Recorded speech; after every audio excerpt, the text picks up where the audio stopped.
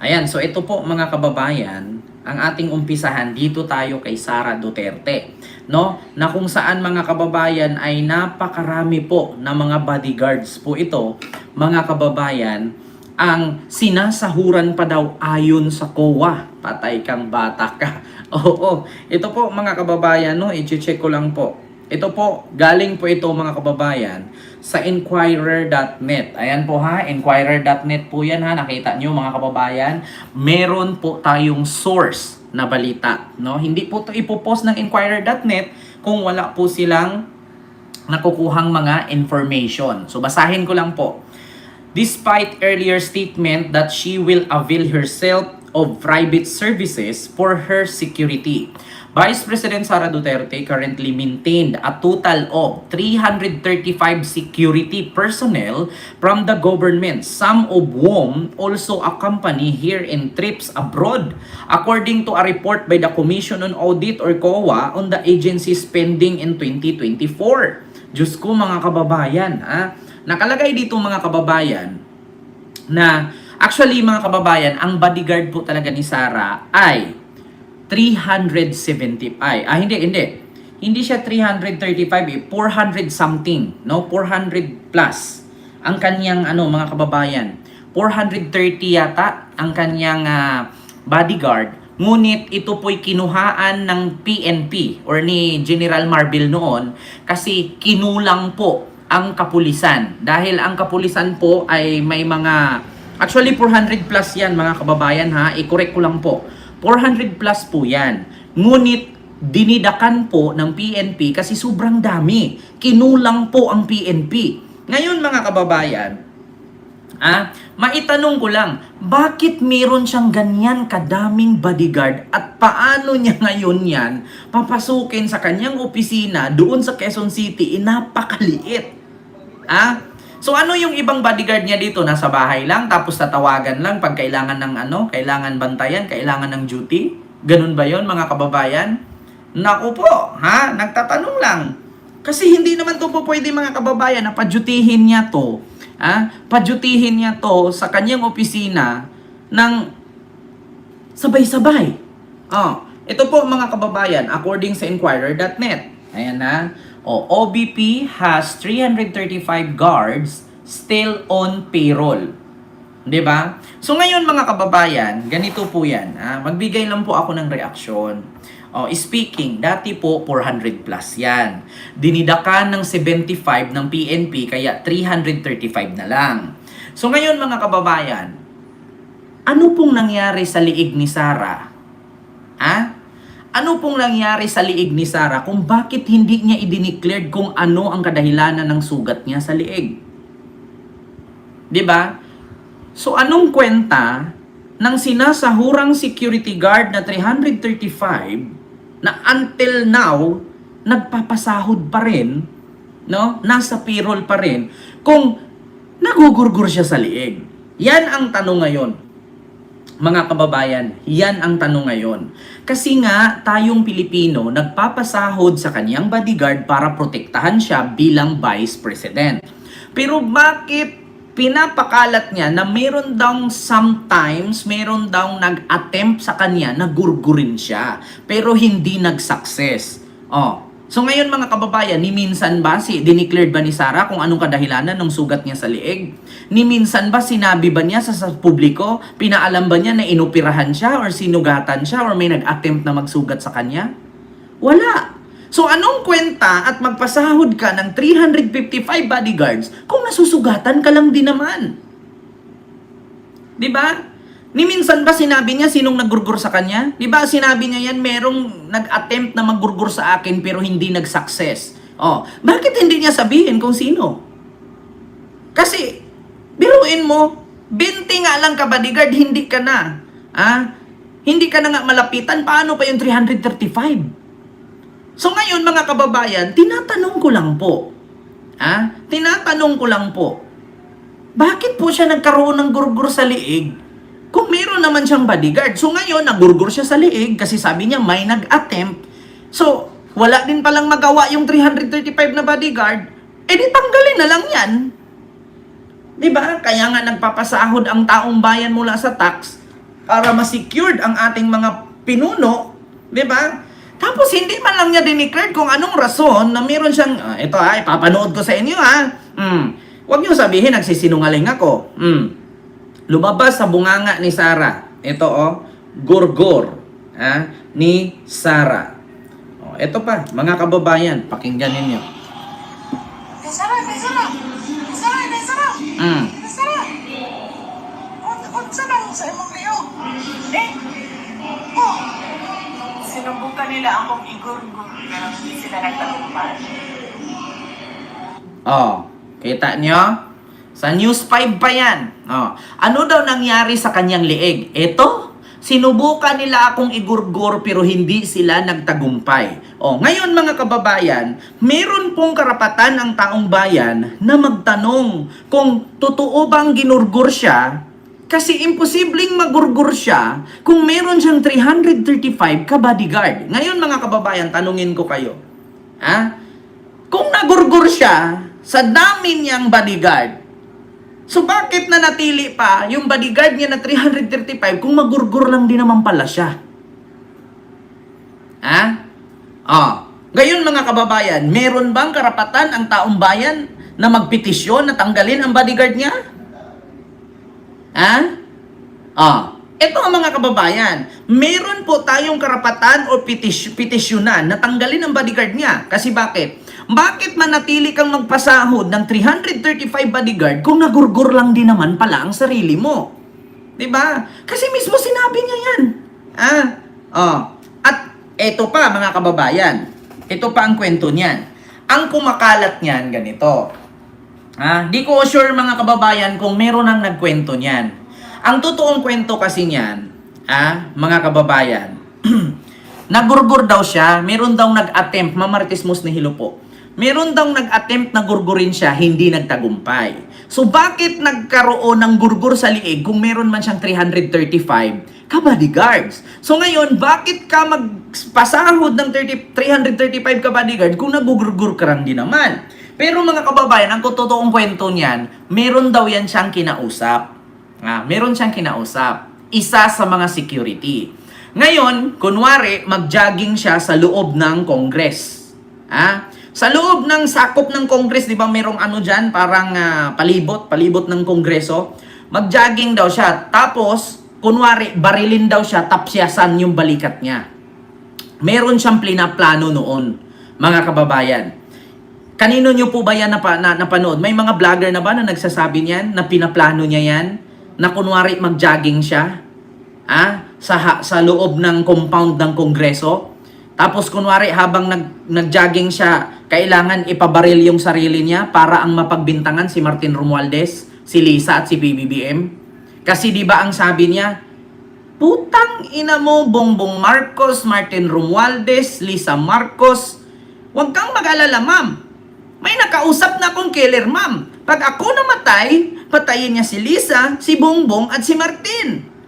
No joke, no joke. Bakit niya sinabi yun, mga kababayan? Kasi plano niya yan. Ngayon, paano ka nga mabaril kung meron kang 335 ka bodyguard? So, ibig sabihin mga kababayan, planado yan. Yung gurgur-gurgur niya, wag po kayong maniwala na may nag-attempt niyan. Ang totoo pong kwento dyan, inoperahan yan. May opera siya sa liig. Either Guiter, hindi ko alam kung Guiter, pero ang totoo niyan, may opera po siya. Wala pong nagurgur niyan. Inoperahan po yan. Nagpapasuspense yan mga kababayan. Nagpapasuspense para ang sabihin ng mga DDS, grabe yung Vice President namin, si Inday Sara, pinagtangkaan ni PBBM, pinagtangkaan ni Martin Romualdez, pinagtangkaan ni Lisa. Pero ang totoo po dyan, wala pong naggurgur dyan. Inupirahan po yan. May tawag dyan bukod sa Twitter, may ibang tawag niyan mga kababayan. May ibang tawag dyan. Kanina may nag-comment dyan sino ba yung nag-comment kung anong opera niya sa liig? Hindi po siya Twitter. Iba ang inupirahan dyan. Hindi po siya Twitter. May tawag dyan May nag-comment dyan kanina, hindi ko lang nabasa. Mga kababayan, kung anong tawag dyan. Thyroid. Thyroid ba ang tawag dyan, mga kababayan? May tawag dyan eh. Scientific na ano. May tinanggal po siya sa liig. Hindi po siya goiter. Ayan, thyroidism ba ang tawag dyan? Kaya sa totoo lang, mga kababayan, yung ito, nagpa-suspend siya. Sinususpense niya yung sarili niya para makita ng mga DDS, magwo-worry ngayon ang mga DDS. Kasi, syempre, ang sasabihin ng mga DDS, ala, pinagbantaan pala si Inday Sara. Kaya nga, ang sabi ni Inday Sara, kung may magpatay man sa kanya, kung mamamatay man daw siya, may nakausap na daw siyang killer. Kaya sa totoo lang, mga kababayan, yung ginawa niya, na ito, may nag-attempt sa akin magurgur pero hindi nagtagumpay.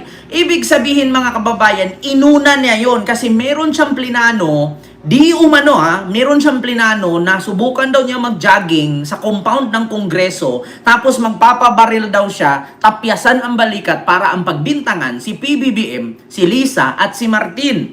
Yan po yun, mga kababayan. Actually, ito yan mga kababayan. Si Pebbles, no? Napanood niyo si Pebbles na sinabi ni Pebbles Kunanan, ni Pebbles Talakera?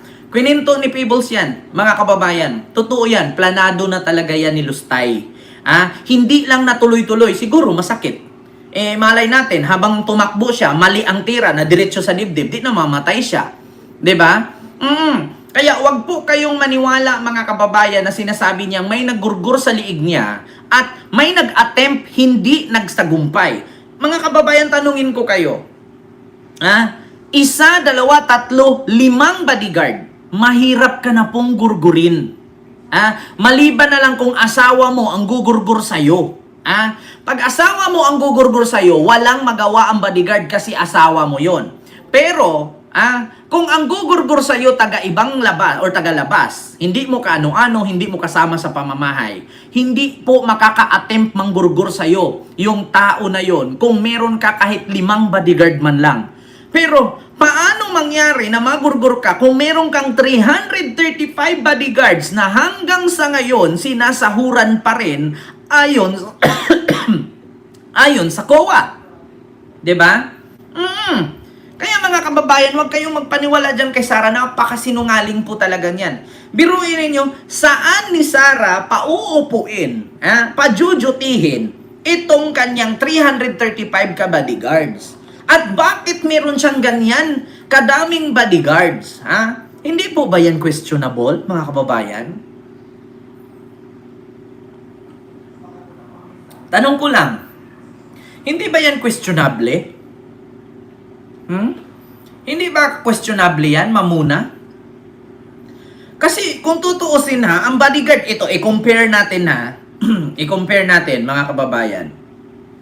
Ilan ang bodyguard ni Pangulong Bongbong Marcos compare kay Vice President Sara Duterte? Ito, mga kababayan. Ito, mga kababayan, ilang senador ang pahayag suporta? Ito. Maraming, ayan, Sara. Ito mga kababayan. Sa abante.com.ph. Ito basahin natin. Sara, mas maraming bodyguard kaysa kay PBBM. Ayon kay Boyeng Rimulya. Sa Abante Abante Radio yan, mga kababayan. Basahin ko lang. Ito po. Kinumpirma ni Justice Secretary Jesus Crispin Rimulya nitong Huwebes na mas marami pang bodyguard si Vice President Sara Duterte Carpio kaysa kay Pangulong Ferdinand Bongbong Marcos Jr. Sinabi ni Rimulya na kahit binawi ng Philippine National Police ang 75 ka-police escort ni BP Sara, mayroon pa rin itong 335 security personnel para magbigay ng proteksyon sa kanya. I don't think it's a bad matter to recall some of her personnel. She still has 335 bodyguards. It's bigger than the president. Mas marami kaysa presidente natin. Ang sabi ni Rimulya. Kita ninyo, mga kababayan? Mas maraming bodyguard si Sara. Mga kababayan. Ito, dito tayo. Mga kababayan. Rimulya. Para maano ninyo na si Rimulya talaga nagsalita sa bodyguard ni Sara. Bodyguard ni Sara. Ito mga kababayan kita. Tinukoy po ni Justice Secretary Jesus Boy Remulla na binubuo pa rin ng 320 na tauhan 320 ang lang sa security 25. detail ni Vice President Sara Duterte sa kabila ng pagbawi po ng Philippine National Police o PNP sa 75 na police po na kabilang sa mga nagbabantay sa kanya. Mas marami pa rin anya ito sa security detail na nagkakatalaga kay Pangulong Ferdinand Marcos Jr. Pero hindi sinabi ni Secretary Remulla kung ilan para daw for security reasons. Pero hindi na niya... Yun mga kababayan. Mas marami pa ang bodyguard ni Sara kaysa kay PBBM. I-compare natin kay Mama Leni Robredo. Alam ko kay Mama Leni Robredo, 75 lang eh. Ito po, ilan ang bodyguard ni Vice President Leni Robredo? Ito po, mga kababayan. I-compare po natin. Ito po yung wait lang. Mga kababayan, asaan na yun? Ilan ang bodyguard ni Vice President Leni Robredo? Ito. Ito po, mga kababayan. According dito, mga kababayan, sa post ni RPN News Media, BP Leni had 78 escort in 2021.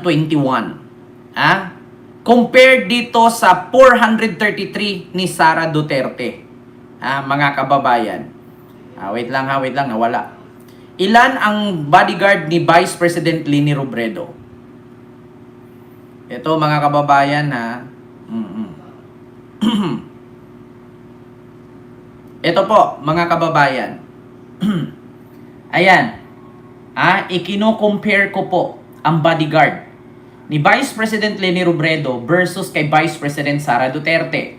Ayan. Ito po mga kababayan. Leni Robredo started with a security detail of 108 in 2016 and was reduced to 83 in 2020 and 75 in 2021. Sara Duterte started with a security detail of 433 in 2022 and it was reduced to 358 in 2024. Ayan po, mga kababayan. Yan po ang katotohanan, mga kababayan, na kung bakit, grabe, napakadaming bodyguard si Sara, saan niya ito pinaglalagay? Sabi ni Norman, apelyido? Nasiden. Ayan, punta ka dito Mindanao, buang ka, putang ina mo, taga Mindanao, biyak ko. Ayaw ko kadlo-kadlo ka. Bakit? Kaya umuanha ko na sa Mindanao, unsa may imong buhaton nako? Powerful ka? Ayaw ko gana, ayaw ko kaminus eh. Wag mo akong maliitin, taga Mindanao din ako, animal ka. Bakit? Pag pupunta ako ng Mindanao, lupa nyo ang Mindanao? Baka pag nagkita tayo personal dyan sa Mindanao, kakabahan ka at mamutla ka. Di ba? Kayo mga putang ina nyo mga DDS na mga nasa Mindanao, wag nyo ko nga muna na pupunta ako ng Mindanao. Bakit? Taga Mindanao raday mo, kamura day taga Mindanao, kamura na gipanganak diya. Ayaw mo paghawod-hawod. Kay taga Mindanao, biapog ko. Nga naman day yung taga Mindanao mo? Kadlo ka na mo? Diyos ko. Nga naman day yung taga Mindanao mo? Kadlo ka na mo? Ayaw mo panghadlok-hadlok og taga Mindanao mo. Bakit? Og taga Mindanao mo, powerful mo? Ayaw ko yung hadlok-hadlok eh. Vice President nga, Senador Congressman, pinagmumura ko, kayo pa kaya, mga inutil kay mga mahihirap kayong lahi. Di ba? Mga Bisayang bugo. Nga naman dahil taga Mindanao mo, mahadlok na ko ninyo. Di ba? Tanong ko lang, nga naman dahil taga Mindanao mo, hadlok ko ninyo? Napriso gani inyong presidente. Presidente to, kamo pa kaha. Nga naman dahil taga Mindanao mo, kadlokan mo? Unsa man idadiha sa Mindanao? Mga gwapo mo? Mga dato mo? Mga kwartaan mo? Anhi diri ba sa Hulo? Wala ko'y pakialam, ang Hulo, hindi parte ng Mindanao yan. Hindi parte ng Mindanao yung Hulo. Bakit? Lugar ng mga buhaya yan. Huwag mo ipagmayabang yung Hulo. Bakit? Wala namang halos pumupunta dyan, kay puro rebuildi ang nandyan. Hahagit-hagiton pug kunin mo pa anha-anha sa Mindanao. Ngano man dahil taga Mindanao ka, kadlukan ka, animal ka. Di ba?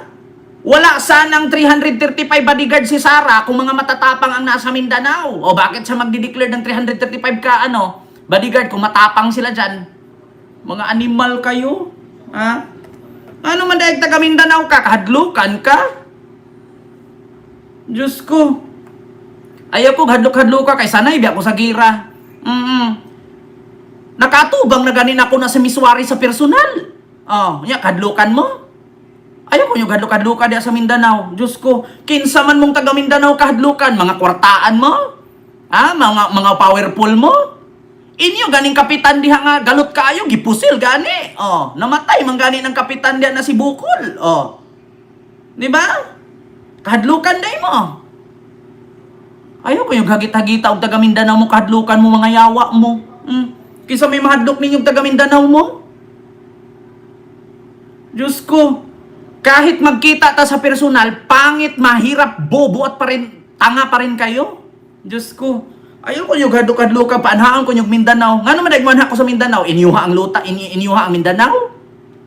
Mga baga kay mugnawong. Di ba? Katulad sa mga Duterte, wag daw pumunta sa Davao kaysa kanila ang Davao. Wa mo kahibaw nga ang Duterte dayo ra man na sa Davao, tagalite man na sila. Ay, mga baga kay mugnawong. Ayaw ninyo ingna nga ang mga Duterte tag-iya sa Davao kay dayo lang na si Digong di sa Davao. Yung mga amahan o inahan ni Digong, taga-Leyte yan, taga-Maasin Leyte yan sila. Dadayo lang dyan sa Davao, tumakbo ng politiko, kaya nasa kanila na ang Davao. Kaya huwag niyong ipaangkin na ang Davao ay sa mga Duterte. Davao City lang. City lang yung sa kanila, baluarte nila. Hindi buong Davao. Diba? Ano ba yung taga Mindanao mo, kadlokan mo, mga hayop, mga animal mo? Diyos ko, kinsa man mo para kahadlukan. Alam ninyo, kamo mga taga Mindanao na DDS, kung gusto mong patay, ayaw mong pagpahibalo. Kay makalikay pa na inyong patyon. Sa bagay, mga bugo man mo, kaya mo mag-istorya mo ging ana. Ug mo patay gani mong tawo, ayaw nagmo istorya. Kay ug inyo nang istorya, makalikay ang inyong patyon. Makasagang pa, makatago pa. Ayaw bagsyadong pabugo ba? Ayaw mo pasyadong pagbinugo. Kaya maubya na sa Mindanao nga daghan kaayo pobre. Kasi puro-puro bugo ang naa din ha. Di ba? Kadalasan sa Mindanao, daghan kayong pobre. Kasi puro bugo. Mupatay mong tawo, ipahibalo ninyo. Di ba? Ngayon, og mupatay mo og tawo, dayon ipahibalo ninyo, og namatay ang tawo, di kamo ang mapasanginlan, mga bugo. Di ba? Ayaw mo gingana ing ana, oy. Og magbanta gani mo sa buhay sa tawo, wag niyong paalam. Kasi pag namatay yung tawo, kayo mapagbintangan, di ba? Mukha kayong tanga. Ayaw pag ingana. Hindi uubra kay Kent yung ganyan. Sa loob ng 5 taon, ilang death threat na ang nangyari sa akin. Immune na ako dyan. Di ba? Hindi porke taga Mindanao kayo ay kakatakutan kayo mga pisting yawa. Taga Mindanao pugoy. Pero di ko taga Sulo, ang lugar sa Rebelde. Hindi ako taga Hulo-Sulo na lugar sa Rebelde. Hindi ako taga Basilan. Hindi ako taga tawag dito, Maguindanao. Hindi ako taga Tawi-Tawi na tirahan ng mga Abu Sayyaf.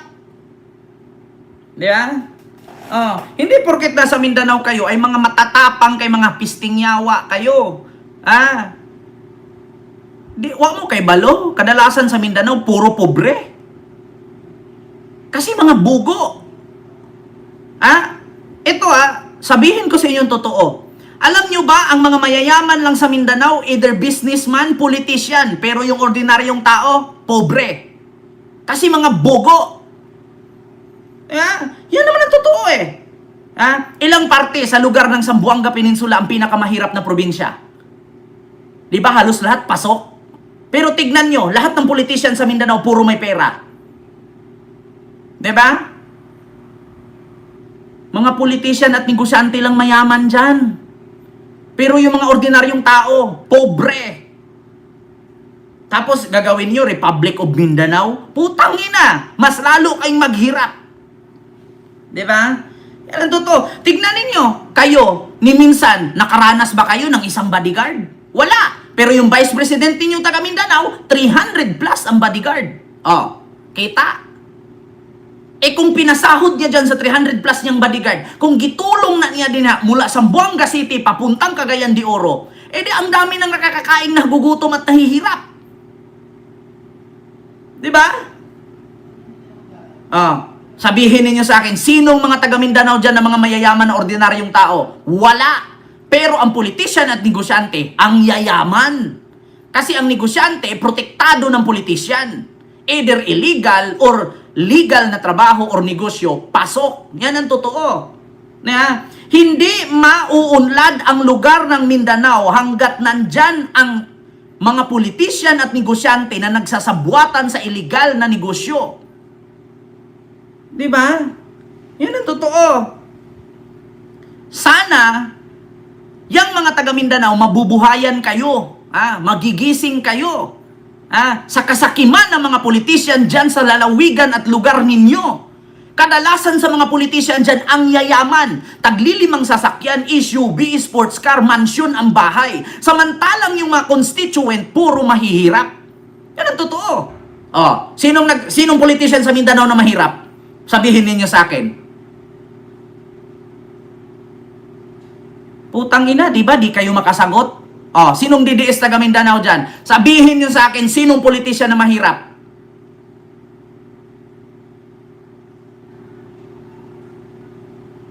Di ba? Ako mismo naranasan ko yan kung gaano kahirap sa Mindanao.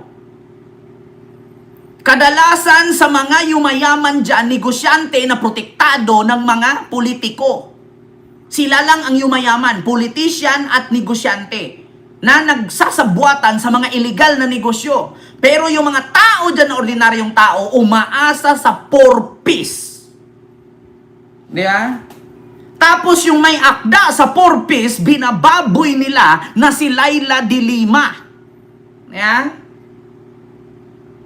Yan ang tandaan ninyo.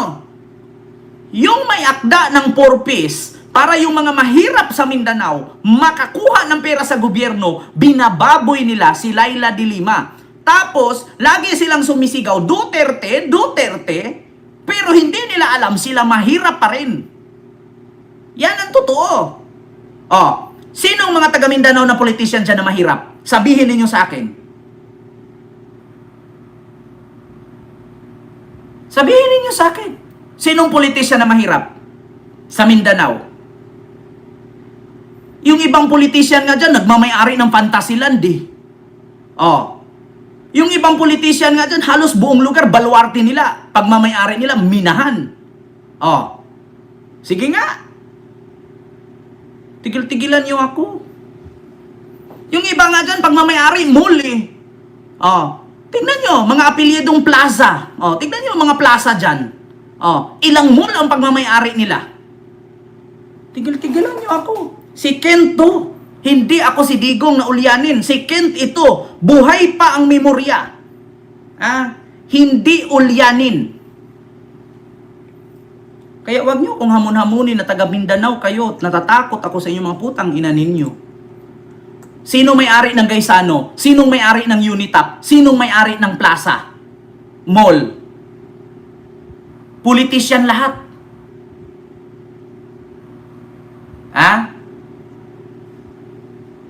Asaan ang mga pobreng Pilipino dyan sa Mindanao?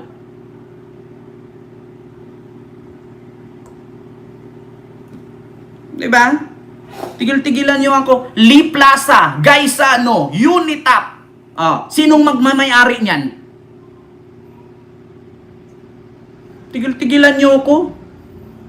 Tapos yung mga tao na bubuhay lang sa pagkukopra, pag-aani, pagtatanim ng gulay.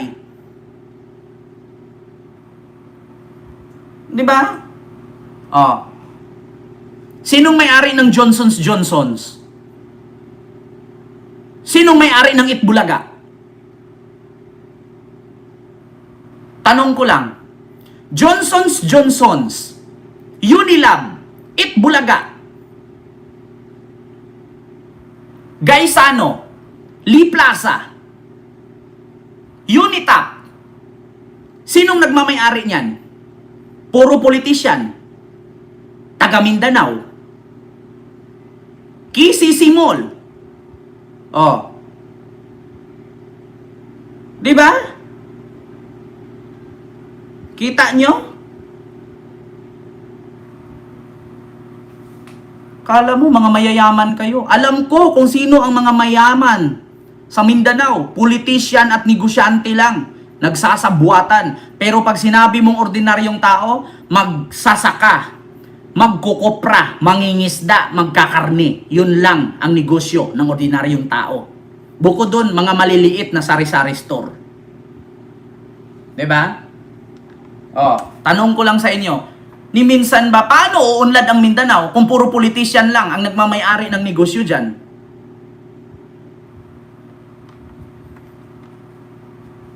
Tigilan niyo ako.